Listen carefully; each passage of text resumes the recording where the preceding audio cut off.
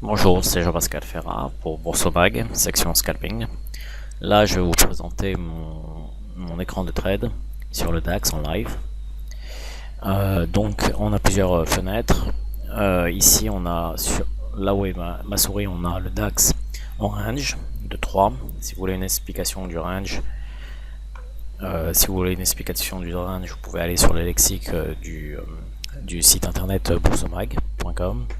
Ici on a le chart en range de 4, un peu plus long, et ici on a le DAX en delta, où toute valeur de delta de 25, on aura une nouvelle barre, un delta positif ou négatif. Ici on a le Nasdaq, et ici on a le Brent pour la journée européenne. Donc ici tout en haut, on a les trades qui sont effectués par le marché, les uns après les autres, sans aucun filtre. Et ici, enfin, on a le DAX, le DOM du DAX, Depth of the Market, avec toutes sortes, tous ces changements, les changements au bid et les changements au ask. Je m'explique. Lorsque des quantités s'enlèvent du bid et des quantités se rajoutent au ask, donc il y a plus de vendeurs qui se retrouvent au niveau du ask, et moins d'acheteurs qui vont se retrouver au niveau du bid, et à contrario. Donc là on a un peu de signaux contraires, et on va attendre quelques minutes pour avoir une image plus claire du marché. Ok. On va se porter acheteur du marché.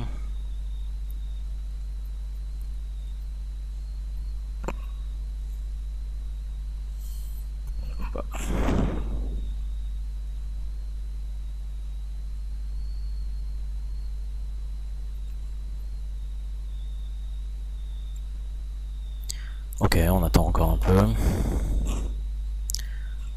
Les quantités se rajoutent au niveau du bid, et on va rentrer à 11 111.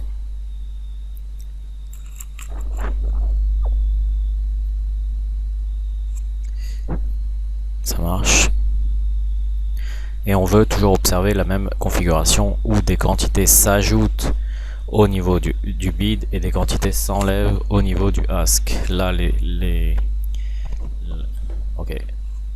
Là, on a il y a des quantités qui s'enlèvent, et on va se mettre un peu en dessous du volume de 35-40 au niveau du ask. Ça marche. 1111, 1117, 6 points d'indice de profit. On aurait pu grappiller un point, 2 points de plus, mais en scalping, on se contente, en tout cas sur le DAX, à entre 5 et 10 points d'indice. C'est très bon par trade. Voilà, c'est une démonstration de ce qu'on fait sur Boursorama et de ce que je fais aussi. À très bientôt. Merci, au revoir.